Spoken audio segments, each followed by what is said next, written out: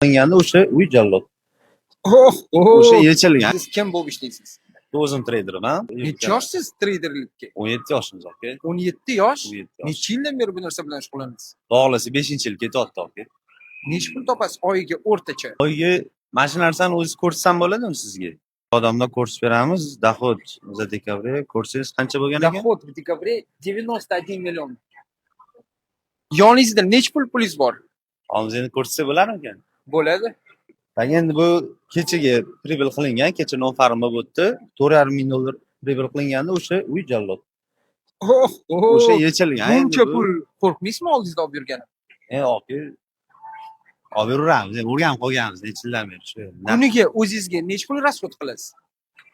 Kuniga endi qiladigan rasxodim aslida kiyinishimga, yeb ichishimga shu ketadi. Bugun masalan O'rtacha kunga bir bor 1 millionlar bor. 1 million kuniga rasxod 1 qilasiz million o'zingizga.